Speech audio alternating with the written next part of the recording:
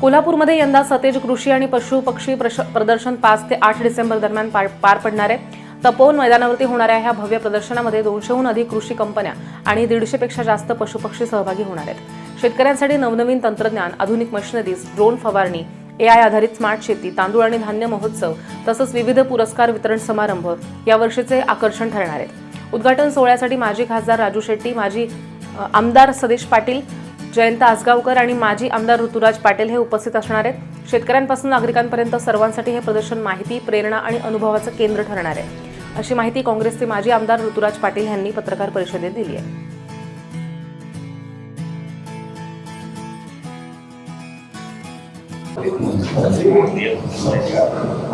सतेज कृषी 2025 आम्ही 5 डिसेंबरला कोल्हापूर तपोवन ग्राउंडमध्ये आम्ही या ठिकाणी घेणार आहे। 5 ते 8 डिसेंबर पर्यंत हे प्रदर्शन असणार आहे। गेले 7 वर्ष मोठ्या प्रमाणात सतेज कृषी प्रदर्शन हे घेण्यात आलेलं आहे। यासाठी आदरणीय सतीश पाटील साहेबांचं मार्गदर्शन मोठ्या प्रमाणात असते। या प्रदर्शनाचं उद्घाटन यावर्षी आम्ही सन्माननीय राजू शेट्टी साहेबांच्या हस्ते करणार आहे। सन्माननीय आमदार आसगावकर सर देखील या ठिकाणी उपस्थित असणार आहेत। मला निश्चितपणे आनंद होतो की गेले 7 वर्ष सतेज कृषी प्रदर्शनच्या माध्यमातून अनेक शेतकऱ्यांना न्याय देण्याचा प्रयत्न असेल, त्यांना प्रोत्साहन करण्याचा प्रयत्न असेल, त्यांना मदत करण्याचा प्रयत्न असेल, हा सातत्यानं या प्रदर्शनाच्या माध्यमातून होतो। आणि यासाठी निश्चितपणे आमच्याबरोबर शासनाचा देखील सहभाग हा मोठ्या प्रमाणात असतो। त्याच्याबद्दल देखील मला शासनाचे आभार मानायचे। गेले 7 वर्ष प्रत्येक वर्षीचा विचार केला तर 10 कोटीचा उलाढाल हा सतेज कृषी प्रदर्शनामध्ये 4 दिवसामध्ये होत असतो। 200हून अधिक स्टॉल हे देण्याचा प्रयत्न या कृषी प्रदर्शनाच्या माध्यमातून होणार आहे। जवळजवळ 200हून अधिक पशु आणि जनावरं हे देखील या प्रदर्शनामध्ये असणार आहेत।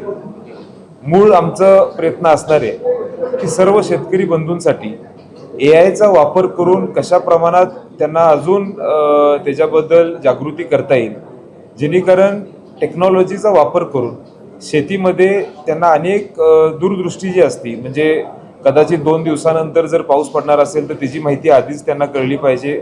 अशा अनेक विविध विषय आहेत जे AIच्या माध्यमातून शेतकऱ्यांना देण्याचा प्रयत्न या माध्यमातून आम्ही करणार आहोत। सेंद्रिय असेल किंवा नैसर्गिक शेती असेल ह्यासाठी देखील आमचा प्रयत्न असणार आहे।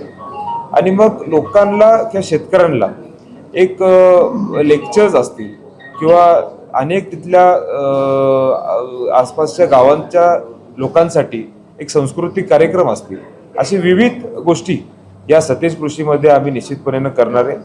आमच्याबरोबर ज्यांनी आम्हाला मदत केली, मग त्यामध्ये अनेक स्पॉन्सर्स असतील, त्यांचे देखील मला मनापासून आभार मानायचे आहेत। गोकुळचा देखील मोठ्या प्रमाणात सहभाग यामध्ये आहे। आणि मग मला सन्माननीय विनोद पाटील असतील, धीरज पाटील असतील, त्यांचे देखील मनापासून धन्यवाद व्यक्त करायचे।